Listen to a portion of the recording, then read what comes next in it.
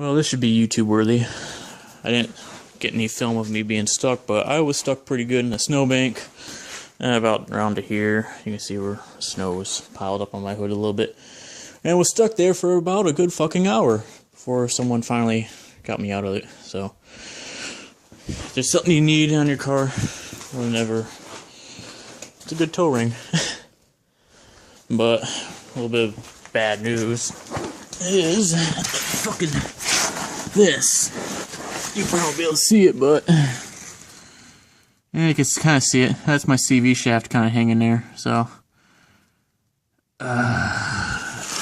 well, the good news is if it broke along this shaft, I think I could just undo the nut and yank this out of here, and at least I can get to work. Yeah, leaked a lot of coolant and oil. It's just buried. Totally fucking buried. So anyway, enough of the chit chat. But broke my Eagle. Well, broke a cheap CV shaft. I don't know.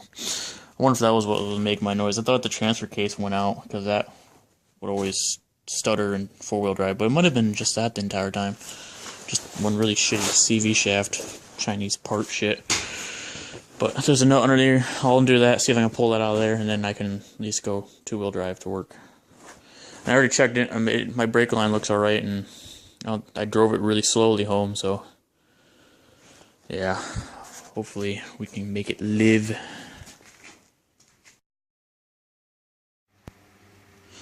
Alright, howdy there YouTube. We're doing a CV axle for you today. For those subscribed to my channel, you may be thinking, oh wait, didn't you say something about getting new ones, and why are you doing this then? Well, my new one blew up, so and probably because it's a cheap, shitty remanufacture. Well, it's not even remanufacture. You can see the inside of that one is, well, it's circular. Here's a reman one. It's a triangle inside there. I went with the reman one because I think that other one is just a really bad, shitty quality part. It's not even listed on Rock Auto anymore, for example, so I guess I just had some bad luck on that. And it sucks because I got the same shit on the other side, so we'll see how that passenger side holds out. But yeah, this gave out after, what, maybe 250 miles at most? Nice. But anyway, taking out one of these things is pretty simple. You got some bolts going to your differential or your transmission, depending on, what you have. And you'll have a hub axle nut right here, and, it'll be like a cotter pin on a castle nut. You'll just undo that, unbolt that. Get your inboard ones. You can usually just yank it out even without even jacking up the car sometimes, but you'll probably want to jack up the car, get your wheel off, maybe turn your wheel off to the side so you can maybe get in here. That's all the easy part, of course, and you'll probably need a impact. And mine had a little of those Allen hex shit on the inside that like to strip out easy. So without impact, it would have just stripped out like last time. And you'll need some long shank ones in this case, because trying to get in there, it kind of has to be at an angle or something, Of course, this one isn't going to be any easier. You can see where the fun will begin. I have to put a little extra adapter just to get in there. What I had before was just this one, and that one was, when I tried to do it in the summer, it was literally impossible. So that's why I had a shop do it, and I bought this long one. It might not be just quite long enough, but we'll see. And of course, you might have to kind of cycle back and forth. On my car, I had to kind of leave it running, go in and out two-wheel drive, so I could just spin it around to get my tool in on this side. But that's the easy part, like I said. You really don't need to see too much of that. It's the installation. Now, installation is a different thing. You need to have the proper tool, a torque wrench, in this case 45 foot-pounds and 180 foot-pounds. And you may want some Loctite, although I probably won't because I don't think I have some. I'll double check after I get done recording this a little bit, but it's important to have Loctite on, areas of excessive vibration, just so you don't have anything fall out on you, and, the whole torquing down will keep bolts in place. As far as going installation, I'll have to not really show this because I need both hands, but you're going to want to slide this end through your hub, and then hopefully be able to kind of squeeze that in up in there, and then you can begin to kind of loosely bolt in things as they go along, and then you'll probably have to do the same thing as you did with uninstalling and cycling on and off the car just to kind of spin your hub around there. Although I will mention with the front wheel drive cars, you know, you probably have to get both wheels off the ground and, you know, spin around. On my car, you know, it's got an open differential and everything, and I can just spin it by hand when it's, you know, and just two-wheel drive as such. But four-wheel drive, you know, it locks in place, you know, and gives you a little bit of wheel room. So that's really all it's to it, though. I mean, yeah, I don't think I can show you guys trying to squeeze this in here, of course, but use your imagination, just plop and squeeze. No cameraman, no tripod, sorry. Sue me. Well, there you got it. I know the light's kind of dim well, what the hell am I saying? There, fucking light. It's right there. Excuse my language for those youngins here. There's where you got your holes for your cotter pin. Your hub. And there, it's all kind of just sitting in there right now. And yeah, it's just slide her on through. So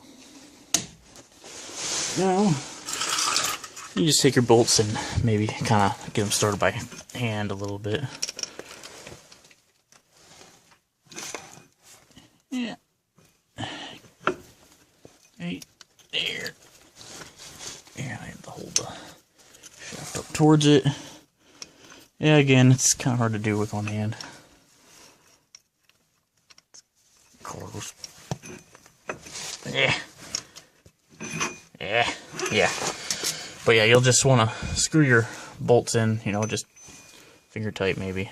But I'm going to see if I got Loctite for these. I don't trust these. I could trust this one because of cotter pin, but these, no. No. But yeah, just slides in there. And this will hold your wheel bearing together. So don't drive without it like me to get to work. I was lucky. And don't buy cheap, shitty parts either. You see where one bearing's in there.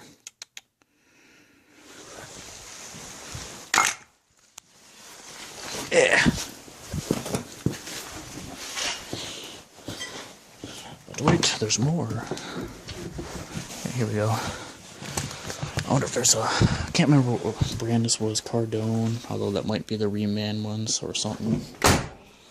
What brand was this? Just so you guys don't get suckered into buying shit like me. If only I had the box or something. But yeah, it gave out. Stupid shit. Very annoying. I'm just lucky I didn't take out a brake line or anything either. So, yeah. Probably the end of the video anyway. I'll probably just show you a clip of it installed and getting the wheel back on. Just remember, you gotta find out your torque specification for all your nuts and bolts. Make sure you don't forget your cotter pin. Best to use a new one. You know, get your lug nuts tightened in the right sequence. Same with this. I should mention sequence too, because you probably don't know that stuff, but star pattern. You're going to start with that one as you tighten it down, then that one, that one, that one.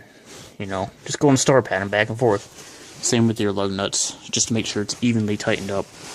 You don't need anti-seize or Loctite or any of that crap on your lug nuts, but you do need to torque it down because you know, keeps the wheel on there well, and using anti-seize or stuff like that could give you more torque than specified, which could cause you a broken stud. People do it anyway, just so it's easier to come off, but you really shouldn't, technically.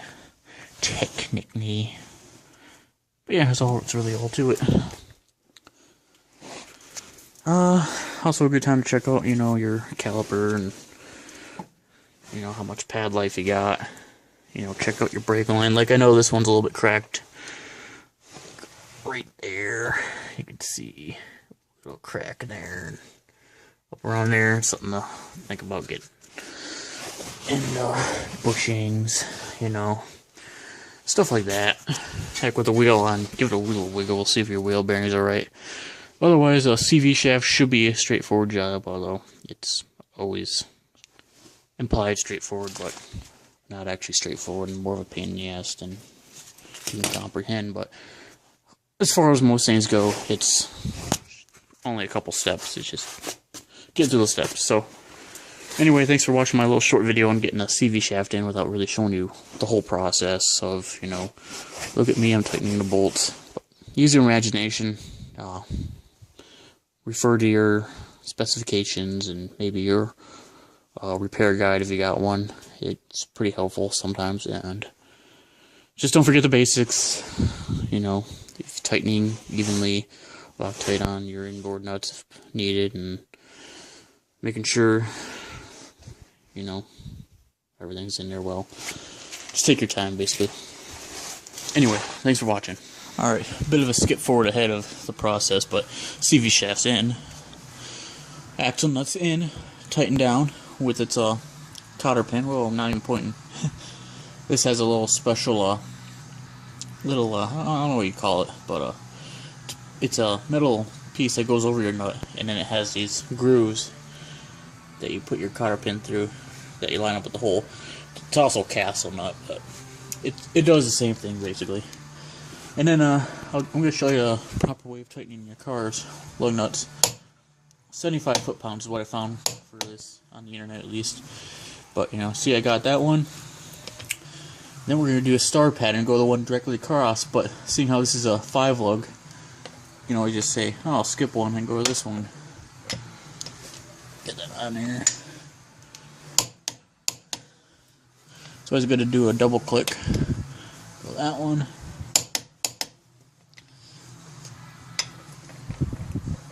I'm doing this with the car jacked up. It's in the transfer case is 4-wheel drive. That's why the wheel won't move. But if you had your car in park or something, you know, you could be able to do that. But yeah, it's basically how it's done. And then take it for a little test drive, make sure it seems to be normal driving. And then what I always do is after I do a little test drive, I'll go through and double check the torque on all those lug nuts. It's not so important with a steel rim, but if you got an aluminum rim, it's usually recommended to do, just to make sure your wheel's on nice and tight, because, you know, the wheel will kind of wobble in there a little bit, kind of fit in with those lugs. Just a nice habit thing to do, just to really make sure. And then finally, I'm going to give this wheel a little bit of a shake. I need 2 hands to do this, but just to make sure the wheel bearing, no, that's good, but I'll just push on my knees. I can see I'm just kind of turning the whole hub around on the steering axis anyway, so it should be alright. So I'm going to take this for a little quick spin, double check my lug nuts, and that's pretty much kind of what's to it. It's just only a few steps really in the whole grand scheme of things. You jack up your car, put your jack stand up, and starting doing your inboard ones. You get your hub nut out of the way, slide that sucker in there, put your new one in, and just make sure you do it the correct way. And it's really only a couple steps if you think about it. It just takes some time. So anyway, let's get this thing fired up and go for a test ride.